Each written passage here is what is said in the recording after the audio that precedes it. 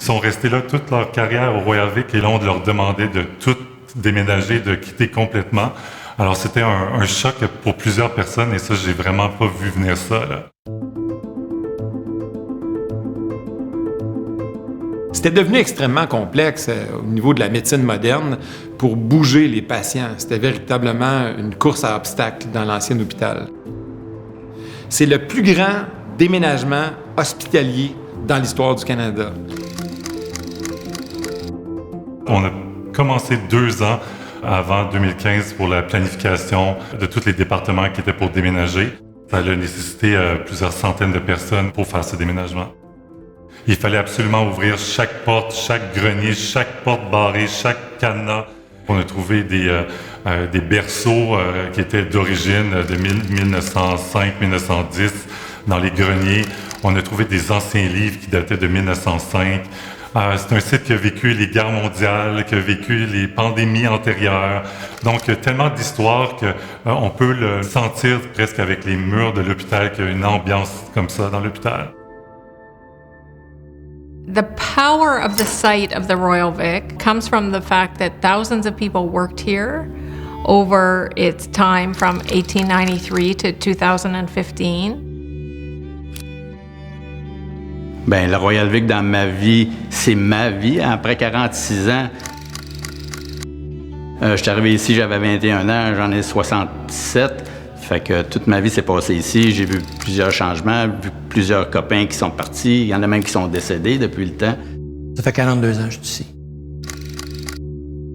Ben ici, 42 ans, c'est comme mon chez-moi. Je suis plus d'heures ici que chez moi. On est présentement au C7, qui était ma maison avant le déménagement. C'est sûr qu'en marchant dans les corridors, j'ai beaucoup de souvenirs. Des bons souvenirs, on en a tellement. Une fraternité entre tous les départements.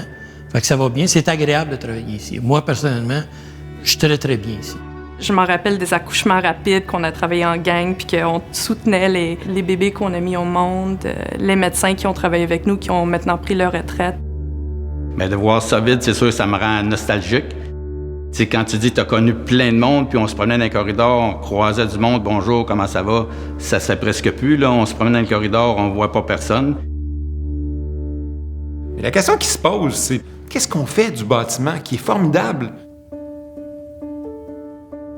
Le gouvernement a décidé de mandater la SQI pour que la SQI s'occupe de la planification, de la vision d'ensemble pour l'ensemble du site par le biais d'un plan directeur, qui inclut la mise en valeur des espaces ouverts, donc les paysages, les milieux naturels, puis aussi la requalification des bâtiments. Puis la requalification des bâtiments, ça implique trouver des nouveaux usages, des nouveaux occupants, mais aussi mettre en place un plan de match pour la réparation de ces bâtiments-là qui ont besoin d'investissements majeurs.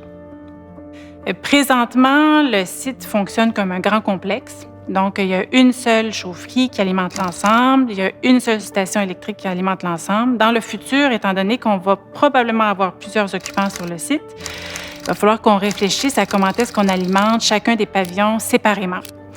Et quelle est la meilleure façon de rendre plus fonctionnel et plus efficace l'ensemble de ces systèmes-là.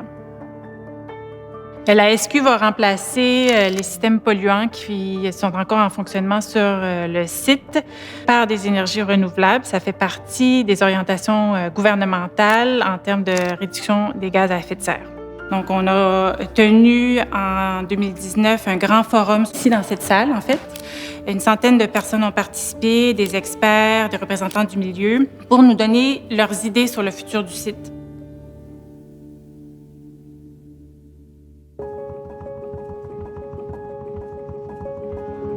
On avait à l'époque un parvis gazonné avec des sentiers, avec un accès entre les pavillons.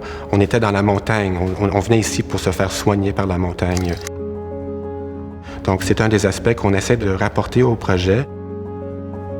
C'est un site aussi qui va retrouver une certaine porosité, qui va retrouver de multiples points d'accès et qu'on va pouvoir traverser à nouveau, de redonner le site au Mont-Royal et de redonner accès au site à tous les Montréalais, à tous les Québécois. L'objectif dans le futur, c'est de trouver un équilibre entre ces deux réalités-là. La réalité du milieu naturel du Mont-Royal et la réalité très urbaine du centre des affaires. Donc, créer un milieu complémentaire à ce qui est le reste du parc du Mont-Royal, mais aussi à ce qui est au centre-ville. Et que ça permette à la montagne de s'exprimer. Mais peu importe ce qu'on va faire, il faut que ça soit quelque chose qui soit ouvert pour la population. Population de Montréal, population du Québec. Accessible, respectueux de l'environnement.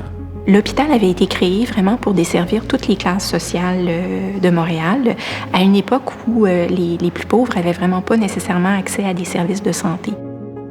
Ce caractère public-là a été maintenu dans le temps et c'est quelque chose qui va être prolongé. Mais il ne faut pas oublier les occupations précédentes, dont les occupations autochtones du site.